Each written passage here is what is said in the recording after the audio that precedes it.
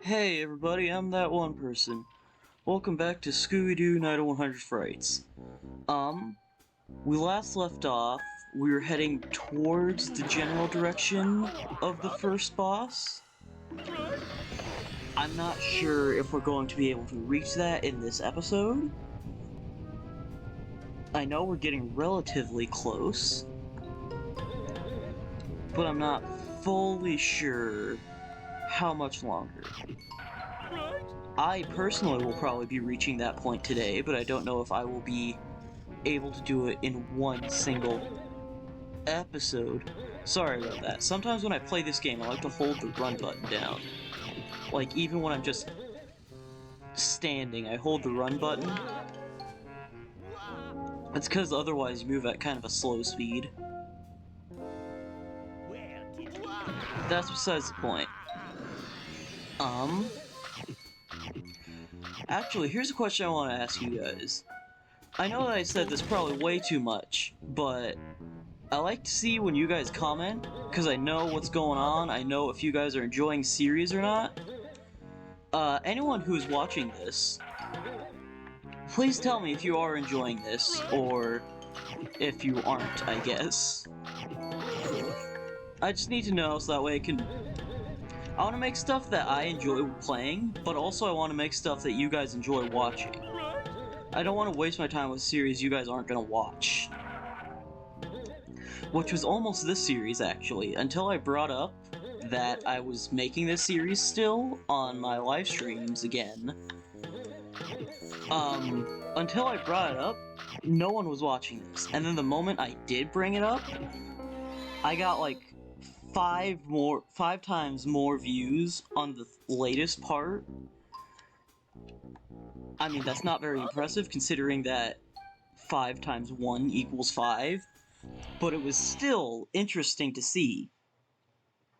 I didn't realize so many of you guys relied on me telling you that the next episode is out to actually watch it. I'm not sure if that was even the case, or if it was just because, I don't know, I brought it up and you guys felt bad because no one was watching it. Oh yeah, I guess I should probably tell you, this area is obnoxious because it has a split pathway.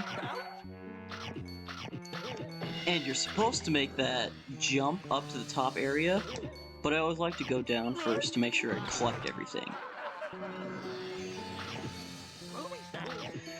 Because I know that it's not required to collect everything, but at the same time, if you don't go around trying to collect most things, you're gonna hit just a wall because of those stupid gates around the place that just block certain doors. As you can see right there, that's why you're supposed to go up instead of going down, because if you go down, you'll just wind up back at the beginning.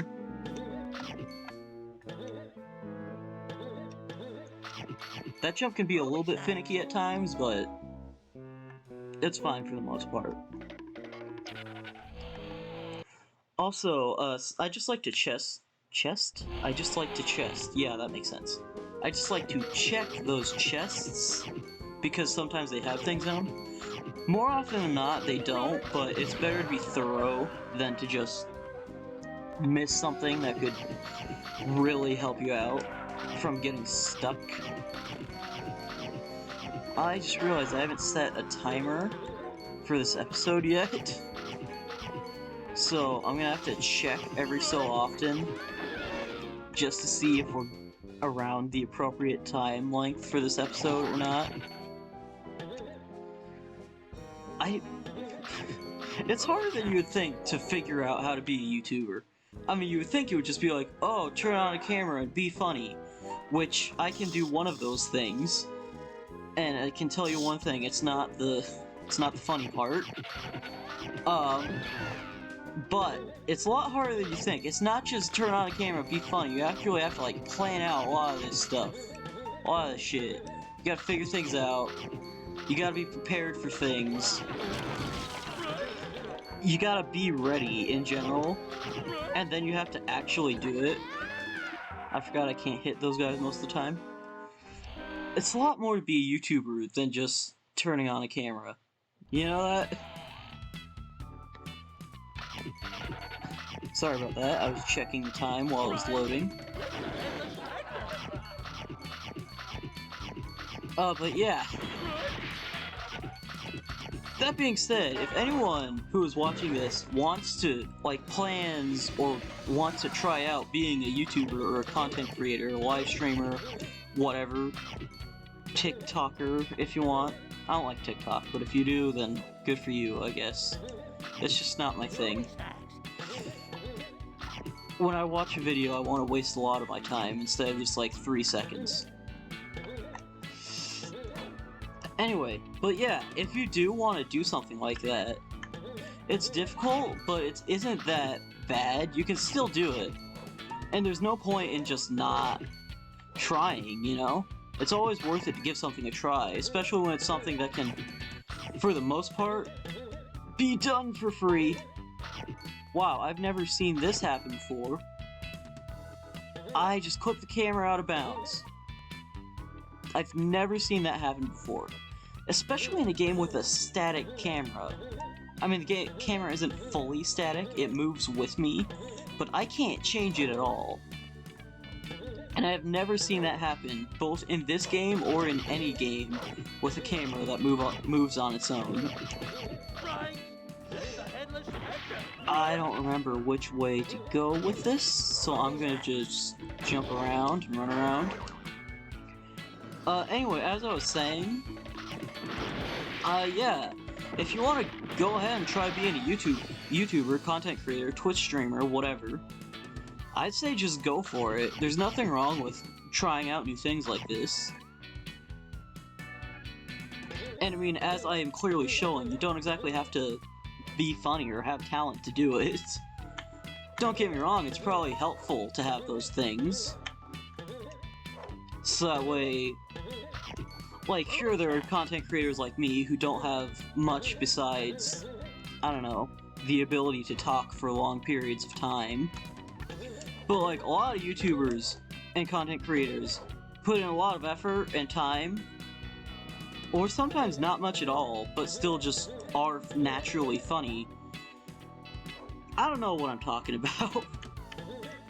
My point is, if you want to give something a try, there's no point in just not trying it, at least once. You'll never know what you could turn out with. Because you could end up being way more successful than you could have even hoped. That being said, don't just go into it expecting to immediately get famous. Go into it with a mindset of, like, maybe, like, I'm gonna start uploading some videos, and maybe some people will enjoy them. And that was very dumb of me. Maybe some people will enjoy them, and maybe I'll someday start to grow a fan base. Like, that's kind of the mindset I went into this with. Why do I always start going into, like, personal interviews like this? I'm like the best reporter ever, but I only report on myself, and that's a little obnoxious. I try not to talk about myself a lot, but when I stream and I don't have much else to talk about, it just kind of gets to that point a lot. So, please forgive me. I mean, maybe that's not a problem. Maybe you guys enjoy that. Maybe you guys enjoy just hearing someone just talk about their life. Getting real close to the first boss now. I think we might be able to do it. We're only like, what, 8 minutes in? 8, 9 minutes? Oh, right, I forgot about this. This button is timed. If you don't get over to that hole fast enough, then it'll close again.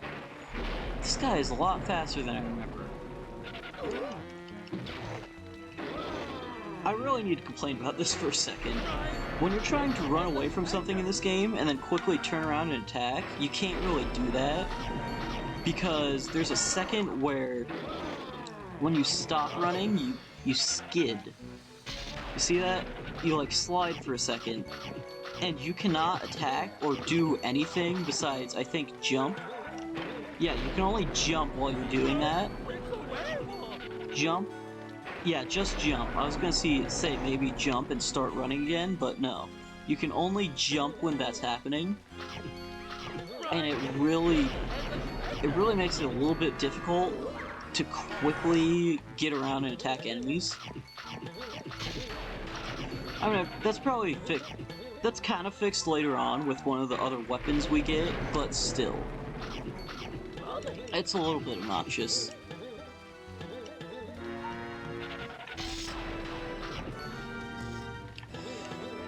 You know what? I should probably bring this up. There's probably a lot of people, or, well, everyone who is watching this. You guys are probably asking, why are you playing this game if you don't really know much about it, besides the fact that you played it as a child? Well, there's probably no one asking that, because I feel like playing a game as a child is like a big reason to play it again on a YouTube show or something. But I do have a reason besides just the fact that I played this as a child. Did you know that the developers of this game made another game? Well, a few other games. They're game developers. Of course they made more games. But that's not my point. The developers of this game are more well known for another game they made. More specifically, Heavy Iron Studios developed not only this, but also SpongeBob SquarePants Battle for Bikini Bottom. Also, I'm not supposed to be up here yet. I just broke the game by getting where I'm not supposed to be yet, again. I'm probably gonna do that a few times, don't worry about that. But yeah, the developers of this game actually made Battle for Bikini Bottom Rehydrated. Not Rehydrated, just the original. Just the original Battle for Bikini Bottom. And that is and what's more interesting is that, they actually used the engine of this game to make Battle for Bikini Bottom. Oh right, I'm supposed to use that rug to get over to that button. I'm sorry, I'm doing a lot of things out of order and it's confusing me. But yeah, they used the engine to make that game. So like, there's a lot of similarities between how this game plays and that game plays. I think they even used the same power-up system. Like, in this game, you have a double jump, and in that game, if you were to look up where in the save file it stores what power-ups you have, I believe it also says that you have the double jump power from this game. Which is interesting, because it kind of shows how that game works, by really just being I am getting my ass kicked by this guy, because of the thing from before, the skid. Anyway. It's really interesting to see the similarities between this game and that game, once you know that they're made very similarly to each other. Oh, okay, I guess there's not going to be any dialogue for this. Save your progress of a good chance, pal. Alright.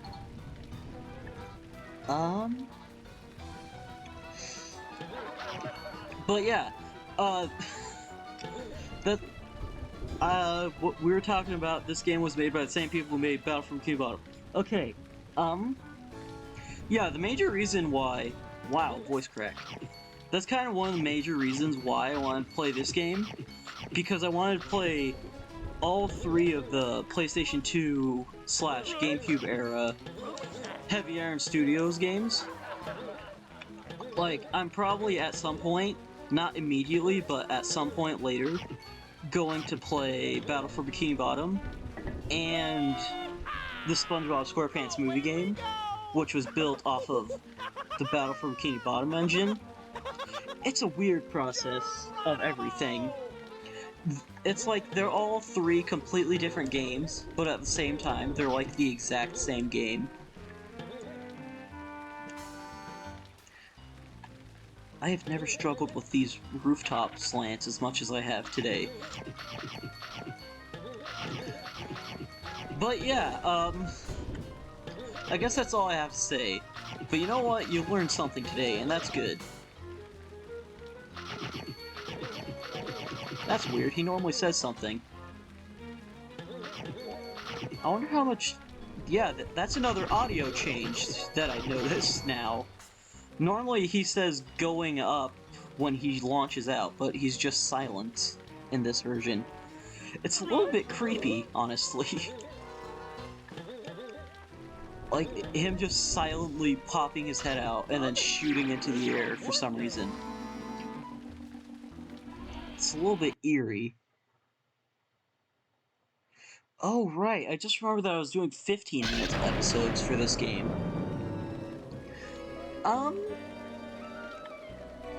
We're around the 15-minute mark, so 20 minutes is just around the corner. Did I say I was doing 15-minute episodes for this game? I meant to say 20-minute episodes. I was looking at how long I've been recording in OBS, and it said 15. Whatever. There's gonna be a cutscene up ahead, so watch out. Here comes the first boss.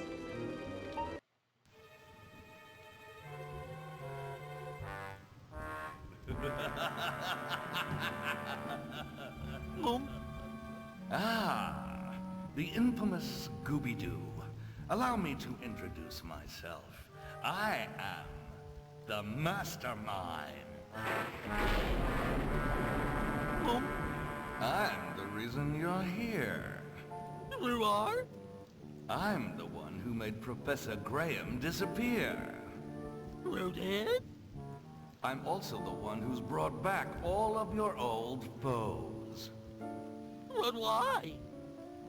That is a mystery you will never solve. And one more thing. I'm the one who's kidnapped all your friends.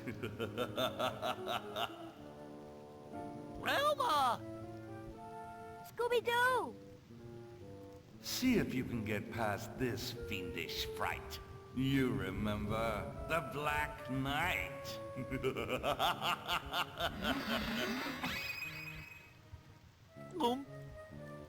Elma! He disappeared! We'll worry about that later, Scooby. Watch out! It's the Black Knight! Oh no!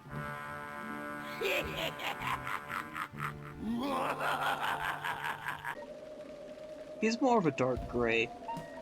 Also, thanks for the exposition that we needed, like, at the beginning of this game. Also, this little power-up is modeled after him. That's not the point here. The point here is boss fight. Before we get started, I'm gonna try to explain it to you, because this game's boss fights are a little bit obnoxious. So the objective of this fight is, as he walks back and forth between all 4 of these buttons, you have to hit the buttons with your helmet power-up. The problem is, he moves around randomly around that little platform he's on, meaning that he can just never walk in front of one of the buttons, because you can only use each button once, and you have to hit him 4 times. And it's a little bit precise sometimes. Combine that with the flying axes, which there are many more of as the fight progresses, and it gets a little bit obnoxious. It's still manageable, but it's very random, very RNG. As you can see, I'm not exactly getting much of a chance to fight. Also, I should mention that buttons, if you hit them while he's not in front of them, they take a second to recharge, so to speak. It's a little hard to actually get at him.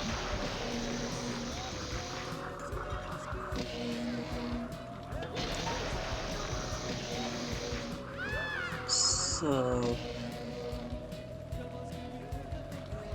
it's... oh, good God! There's that frame rate issue. Dang it. Oh my god, do you see this? Not the frame rate. The frame rate is just normal at this point. We know that it gets like this after a while. I'm talking about this RNG garbage. There we go. Perfect.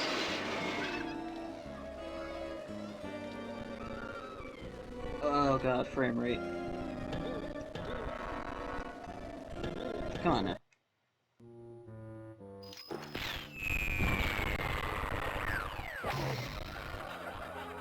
My glasses! Help me look for them, Scooby. Okay.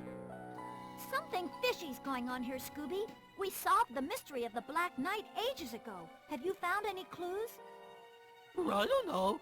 There was a spooky groundskeeper. A spooky groundskeeper? Yeah, and ghosts and monsters. Scooby-Doo, you know there's no such thing as monsters and ghosts. Remember the first time we met the Black Knight? We thought he was a monster, but really he was just a guy in a mask. Aha! I found him! Jinkies, the lenses got knocked out. Here's some lenses, Velma. Thanks, Scooby. I can't see a thing without these. Jinkies, Scooby, it's the Creeper! The creeper? Where? He's everywhere! Run, Scooby! Velma, wait! I don't see any creeper.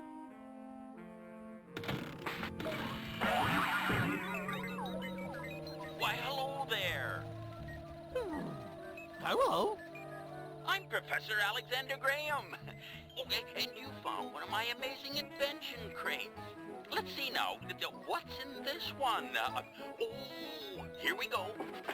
Well, inside this box, you should either find my automated herring scraper or my anti-stick galoshes. Oh, looks like it's the galoshes. With these, you can walk across any sticky surface and not get stuck. And best of all, they're banana flavored. Oh, banana. My favorite. These might be useful.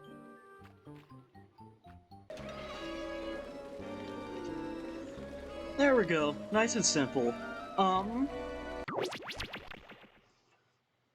think that's about enough for today. We've seen the main villain of this case. Case? I guess they would be called cases. We've met the main villain, we took down the first boss, we've saved one of the members of Mystery Inc., kind of. And we discovered how much it sucks to have glasses. By the way, as someone with glasses, that cutscene hits home. But yeah, I think this is a good enough place to cut it off. Be sure to tell me in the comments if you guys are liking this series or not, because I want to know, so that way I can know whether or not I should make more, or if I shouldn't. I mean, I probably will anyways, but still, it's very important to me. I like your feedback. Time for the normal outro stuff. Be sure to like and subscribe if you enjoy this video and you want to see more like it. I guess that's about it. I will see you in the next video. Peace.